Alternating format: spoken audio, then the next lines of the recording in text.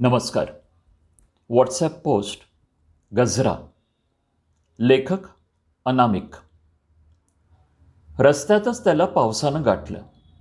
आधीच सकाळपासून वैतागलेला तो त्रागा करत त्यानं गाडी बाजूला घेतली. रस्ता तसा रोजचा परिचयाचाच, पण कधी थांबावं लागलं नव्हतं.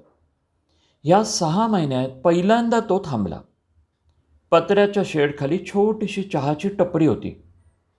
तसंही आज सकाळच्या घटनेमुळे चहा प्यायचा राहिला होता आणि आता वातावरणही छान होतं. हा पाऊसही त्याला पुढे जाऊ देणार नव्हता. त्यानं चहाची ऑर्डर दिली आणि ओल्या झालेल्या बाकड्यावरचं पाणी झटकत तो बसला. रस्त्याच्या पलीकडे दूरवर पसरलेली शेती आणि त्यामागे उभे अवाढव्य हिरवेगार डोंगर चिंब पावसात धुसर होऊन मजा करत उभे असलेले दिसले. हे सगळं बघताना त्याचा फोन वाजला. बायकोचाच असावा. त्याने कट केला. सकाळपासून हा तिचा 5वा फोन. काहीतरी चुका करत राहते आणि आपला मूड घालवते. लग्नाला अजून 4 महिने नाही झाले, पण पण बोर झालं आहे हे सहजीवन. या भावनेनं त्यानं फोन कट केला. तेवढ्यात चहाचा ग्लास घेऊन तो टपरीवाला समोर आला आणि तितक्यात त्या टपरीवाल्याच्या बायकोकडून काही ग्लास हातातून निसटले आणि त्या शांत वातावरणात खळकन आवाज झाला. तो शांतपणे काचा भरू लागला. तिनं आवाजाच्या दिशेनं बघून हात जोडून चुकीची माफी मागितली, तर त्यानं फक्त डोक्यावर हात ठेवला. एकूण 4-5 ग्लास फुटले होते, म्हणजे आजची कमाई नक्कीच शून्य. पण तो माणूस शांत होता. आता याची बेचैनी अजून वाढली. याला सकाळचा प्रसंग आठवला. आपणच मध्ये आलो आणि बायकोच्या हातातला कप फुटला तर आपण किती चिडलो. टाकून नको ते बोललो तिला, पण ती शांत होती. या वातावरणासारखी आणि आपण या चहासारखे गरम. शब्दांच्या वाफा आपल्या तोंडातून निघत होत्या. आपलं तर फारसं नुकसानही झालं नव्हतं, पण आपण किती रिॲक्ट झालो. त्यामुळे दिवसभर देखील आपला मूड खराब होता. आणि हा माणूस चिडण्याऐवजी उलट काचा वेचून परत आपल्या कामाला लागला. खूप काही शिकल्यासारखं वाटलं त्याला या अनुभवातून. तो पैसे द्यायला काउंटरजवळ आला. 20ची नोट देताच चहावाला म्हणाला, सर, सुटे पैसे नाही माझ्याकडं. हां, 10 रुपये बघा, तुमच्याकडे असतील.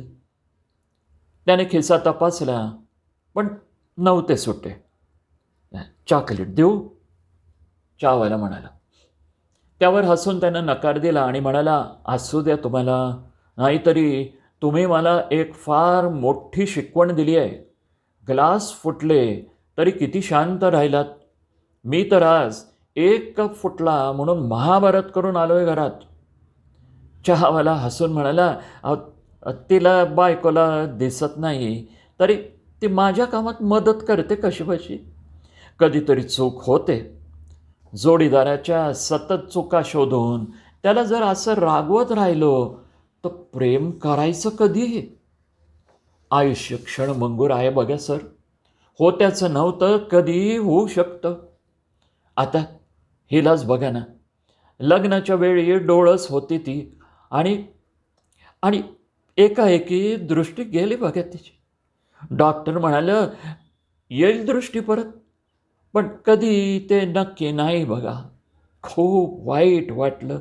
माझी चिडचिड होत होती. एक दिवस तिने माझ्या डोळ्यावर पट्टी बांधली, म्हणाली, आता मी जे करते ते तुम्ही न चुकता करून दाखवा. मग लक्षात आलं, नाही बाबा, हे सगळं किती अवघड आहे. त्या दिवसापासून ठरवलं, कितीही नुकसान झालं तरी तिला रागवायचं नाही. नाही म्हणजे नाही. माणूस नेहमी स्वतःच्या बाजूने विचार करतो बघा. थोडं समोरच्याला समजून विचार केला की लक्षात येतं सगळं बघा. याला आता जास्त आश्चर्य वाटलं. अंध बायको असून किती शांतपणे स्वीकारलं यानं सगळं. आपण तर जणू चिडणं हा आपला अधिकार आहे अशा आविर्भावात असतो. आपली बायको सकाळी किती घाबरली होती त्याला आठवलं. खरं तर रात्रभर पाय दुखतात म्हणून कुठले तेल घेऊन मालिश करत बसली होती. मग स्वतःला उभं करायला ती हे प्रकार करते, पण आपण तिच्या या कुठल्याच विश्वात नसतो. त्यालाच एकदम भरून आलं.